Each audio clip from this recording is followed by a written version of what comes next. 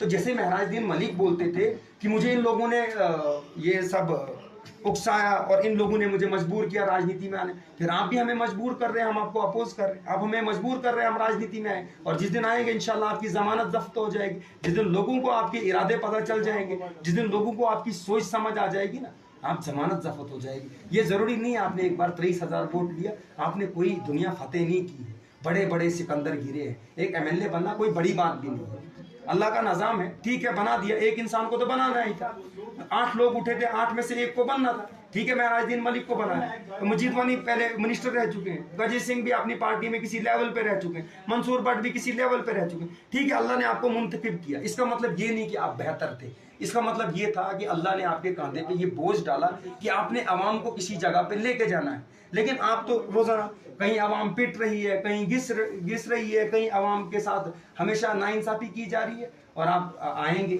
और बाद में जब आपको अवाम की जरूरत पड़ती है, गवर्नमेंट मेडिकल कॉलेज डोडा आपको कौन वहाँ पे खा रहा था, आपको वहाँ पे कौन उसी दिन जजमेंट सुना रहा था कि आप गलत है कौन सही है, तो आप अवाम को क्यों बोल रहे थे मुझे आज फिर से आपकी ज़रूरत है। और मैं आज भी अवाम को आपको बोलूँगा, महराजुद्दीन मलिक सिर्फ तुम्हारा इस्तेमाल कर सकता है, तुम्हें टिश्यू पेपर की तरह इस्तेमाल करके फेंक देगा, ये तौलिए की तरह वापस धोके नहीं रखेगा।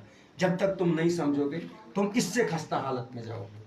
महराजुद्दीन मलिक वाला जो रास्ता है वो हमेशा डिस्ट्रक्शन का रास्ता है, वो किसी भी वो अच्छा रास्ता नहीं है। देखिए मैं डीसी की मुखालफत कर सकता हूँ, जहाँ पे डीसी अच्छा काम नहीं करेगा मैं मुखालफत कर सकता हूँ, जहाँ सही काम करेगा मैं अप्रिशिएट भी करूँगा।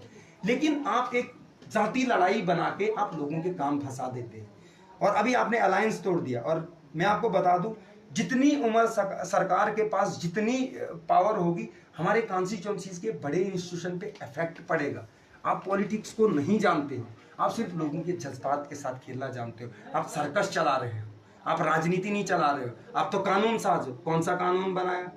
यही एक लड़का जब डोडा में पीएससी के तहत अंदर हुआ आपने बहुत चिल्लाया, वो कहाँ पे है? ठाठरी में पीएससी लगा आपने चिल्लाया, वो कहाँ है?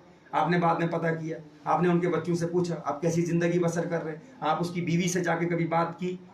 हमारी बहन है वो, उससे बात करनी थी, आपकी जिंदगी कैसी गुजर रही है, आपका शौहर जेल में है, आप कौन सी अदालत में उनका केस लड़ रहे हैं। आप सिर्फ जवानों को उकसा सकते हैं, आप उनको कानून के जुमरे में ला सकते हैं, आप लॉ एंड ऑर्डर की सिचुएशन क्रिएट कर सकते हैं। ये सब चीजें नहीं करना, हमने एक डिस्ट्रक्टिव माइंड लेके नहीं चलना, एक पॉजिटिव सोच लेके चलना है। ठीक है आज मैं अकेला हूं, कल को 10 लोग मेरे साथ जुड़ जाएंगे, परसों 100 जुड़ जाएंगे, 1000 जुड़ जाएंगे, काफिला बन जाएगा। इसका मतलब ये नहीं कि मैं जम्मू कश्मीर का पावरफुल आदमी हूं, मुझे अल्लाह ताला ने जिम्मेदारी दी। कहीं अल्लाह ताला इंसान को कोई चीज देके जलील भी कर सकता है।